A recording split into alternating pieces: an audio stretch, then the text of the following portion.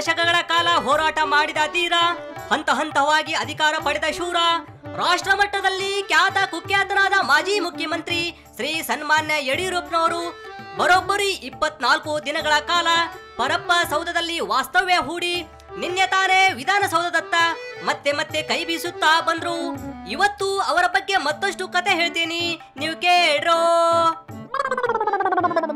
ಇವತ್ತು ನಾನು ನಿಮಗೆ ಹೇಳೋ ಹೈಲೈಟ್ಸ್ ನ್ಯೂಸ್ಗಳಲ್ಲಿ ನಂಬರ್ 1 ಯಾವ್ದು ಗೊತ್ತಾ? ಗೊತ್ತಿಲ್ಲ.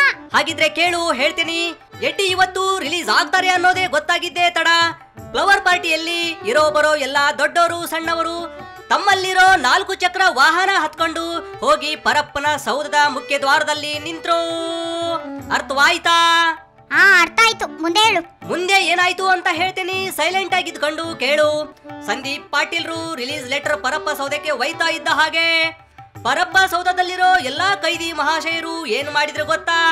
ಗೊತ್ತಿಲ್ಲ. ಹೇಳ್ತೇನೆ ಕೇಳು.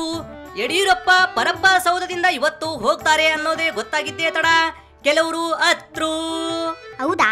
ಮತ್ತೆ ಕೆಲವರು ನಕ್ರು, ಹೌದಾ? ಮುಂದೆ ಕೊನೆಗೆ ಎಲ್ಲಾರು ಒಟ್ಟಿಗೆ ಕೂಡಿ ಬಾಯೊಳಗೆ ಬಿಸಿ ಮುದ್ದೆ ಇಟ್ಟು ತಾವು ಈಗ ಹೋಗಿ ಪರವಾಗಿಲ್ಲ, ಆದ್ರೆ ಹೀಗೆ ಆಗಾಗ ಬರ್ತಾ ಇರಿ ಅಂತ ಹೇಳಿದ್ರು. ಹೌದಾ? ಮುಂದೆ ಎಡ್ಡಿನ ಕೈದಿಗಳು ಮುದ್ದೆ ತಿನ್ನಿಸಿ ಅಪ್ಪಿಕೊಂಡು ಬೀಳ್ಕೊಟ್ಟ ತಕ್ಷಣ ಬೀಳ್ಕೊಟ್ಟ ತಕ್ಷಣ ಜೈಲಿಂದ ಹೊರಗೆ ಕಾಲು ಇಟ್ಟ ತಕ್ಷಣ ಕಾಲಿಟ್ಟ ತಕ್ಷಣ ಮತ್ತೆ ಎಂದ್ರಂತೆ ತಮ್ಮ ಬಲಗೈ ಮೇಲೆತ್ತಿ ವಿಜಯದ ಸಂಕೇತ ತೋರಿಸಿದರು. ಅವರ ಆಪ್ತ ಕಟ್ಟಾ ಶಿಷ್ಯ ಡ್ಯಾನ್ಸ್ ಖ್ಯಾತಿಯ ರೇಣುಕಾಚಾರ್ಯನನ್ನು ಅಪ್ಪಿಕೊಂಡರು, ಮುದ್ದಾಡಿದರು. ಸಂತೋಷದ ಸಂಭ್ರಮವನ್ನು ಅನುಭವಿಸ್ತಾ ನಾವು ಈ ನಾಡಿನ ಉದ್ದಗಲಕ್ಕೆ ಎಲ್ಲ ಕಡೆ ಜನರು ಸಂತೋಷವನ್ನು ಆಚರಿಸ್ತಾರೆ, ಸಂಭ್ರಮದಿಂದ ಕುಣಿದು ಕುಪ್ಪಳಿಸ್ತಾರೆ ಜನ. ಓಹೋ, ಹಂಗಾಗಿದ್ರೆ ಮತ್ತೆ ತಡ, ಹೊಡಿರಿ ಅಲ್ಲಿಗೆ.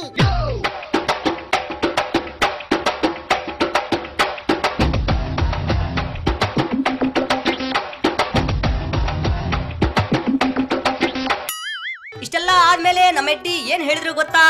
ಗೊತ್ತಿಲ್ಲ, ನೀ ಹೇಳಿದ್ರೆ ತಾನೇ ಗೊತ್ತಾಗೋದು. ಕೋಟಿ ಕೋಟಿ ಜನರಿಗೆ ಕೈ ಮುಗಿದ್ರು. ನನ್ನ ಬಿಡುಗಡೆಗೆ ಬೇಡಿಕೊಂಡ ಹೆಣ್ಮಕ್ಕಳ ಪಾದಕ್ಕೆ ನನ್ನ ನಮಸ್ಕಾರ ಅಂದ್ರು. ಮತ್ತೇನ್ ಹೇಳಿದ್ರು ಅಂತ ನೀನೇ ಕೇಳು, ಸ್ವತಃ ಎಡ್ಡಿನೇ ಹೇಳ್ತಾರೆ. ಲಕ್ಷಾಂತರ ಜನ ದೀಪಾವಳಿ ಹಬ್ಬವನ್ನು ಆಚರಿಸಿದ್ದೇನೆ. ಪೂಜೆ ಪುನಸ್ಕಾರ ಮಾಡಿ ಅನೇಕ ತಾಯಿಯಂದರು ನನಗೆ ಹರಿಸಿದ್ದಾರೆ, ಒಳ್ಳೇದಾಗಲಿ ಅಂತೇಳಿ ಹಾರೈಸಿದ್ದಾರೆ. ಅವರೆಲ್ಲರಿಗೂ ನಾನು ಋಣಿಯಾಗಿದ್ದೇನೆ. ಕೇಳಿದೆಲ್ಲ ಏನ್ ಹೇಳಿದ್ರು ಅಂತ? ಕೇಳ್ದೆ, ಸಖತ್ತಾಗಿ ಹೇಳಿದ್ರು. ಮುಂದೆ ಏನಾಯ್ತು ಅಂತ ಹೇಳ್ತೀನಿ ಕೇಳು. ಹೇಳು. ಪರಪ್ಪ ಸೌಧದಿಂದ ಸೀದಾ ಭಗವಂತ ಸೋಮೇಶ್ವರನ ಹತ್ರ ಹೋದ್ರು. ಟ್ರಾಫಿಕ್ ಇತ್ತಲ್ವಾ, ಹೆಂಗ್ ಹೋದ್ರು? ಹಾಗೇನಿಲ್ಲ, ಎಡ್ಡಿ ಭಗವಂತನ ಮೀಟ್ ಮಾಡೋಕೆ ಹೊರಡ್ರಂತ ಬೇರೆ ಎಲ್ಲಾ ವಾಹನಗಳಿಗೆ ದಿಗ್ಬಂಧನ ಹೇರಿದ್ರು. ಓನ್ಲಿ ಎಡ್ಡಿ ಕಾರು, ಸಚಿವರ ಕಾರು, ಶಾಸಕರ ಕಾರು, ಹೀಗೆ ಒಟ್ನಲ್ಲಿ ನಿನ್ನೆ ಅವ್ರದೇ ಎಲ್ಲಾ ಕಾರು ಬಾರು ಮಾಡ್ತಾ ಹೋಗಿ ಆಗ ಪರಪ್ಪ ಕಾಯೋ ತಂದೆ ಅಂದವರು ಈಗ ಶಿವಪ್ಪ ಕಾಯೋ ತಂದೆ ಅಂದ್ರು. ಹೌದಾ? ಮುಂದೆ ಮುಂದೇನಾಗುತ್ತೆ? ಇನ್ನು ಮುಂದೆ ಭದ್ರಾ ಕೃಷ್ಣ ಕಂಟಕ ತಪ್ಪಿದ್ರೆ ಅಂದ್ರೆ ಅದಕ್ಕೆ ಜಾಮೀನು ಸಿಕ್ಕರೆ ಎಡ್ಡಿ ಫ್ರೀ ಬರ್ಡ್ ಆಗ್ತಾರೆ. ಮತ್ತೆ ಕುರ್ಚಿ ಕೇಳ್ತಾರೆ, ಸ್ಮೈಲ್ ಗೌಡ್ರು ಕುರ್ಚಿ ಇಳಿತಾರೆ. ಹೌದಾ? ನಿಜಾನಾ? ಯಾವಾನಿ ಗೊತ್ತು, ಒಟ್ನಲ್ಲಿ ಸ್ವಾಮಿಗಳು ಹೇಳಿದ್ದನ್ನ ನಾನು ಹಿಂಗ್ ಹೇಳಿದೆ ಅಷ್ಟೇ. ಅದೆಲ್ಲ ಇರ್ಲಿ, ಎಡ್ಡಿ ಬಿಡುಗಡೆ ಆಗ್ತಿದ್ದಂಗನೆ ನಮ್ ತಾತ ಪೈಲ್ವಾನ್ ಲಿಂಗಣ್ಣವರು ಒಂದು ಸಖತ್ತಾಗಿರೋ ಹಾಡ್ ಹೇಳಿದ್ದಾರೆ, ನೀ ಕೇಳು. ಓಹೋ, ಪರವಾಗಿಲ್ಲ, ಹೇಳು. ನಂಗೂ ಹಾಡಂದ್ರೆ ಇಷ್ಟ.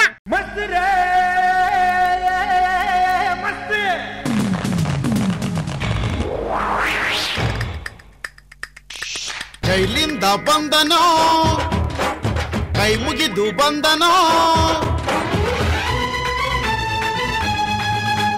ಜೈಲಿಂದ ಬಂದನೋ, ಕೈ ಮುಗಿದು ಬಂದನೋ, ನಾ ಬಿಜೆಪಿ ನಾಯಕನೋ, ನಿಮ್ಮ ಪ್ರೀತಿಯ ಮನೆ ಮಗನೋ, ಅಧಿಕಾರ ಕೊಟ್ಟರೆ ಏನೆಲ್ಲ ಮಾಡುವನು, ಓಟೊಂದು ಕೊಟ್ಟರೆ ಸೀಟೊಂದು ಸಿಕ್ಕರೆ ಭೂಮಿಯನ್ನೇ ನುಂಗಿ ನೀರು ಕುಡಿದು ಬಿಡುವನು. ಮಸ್ತ್ ಮಸ್ತ್.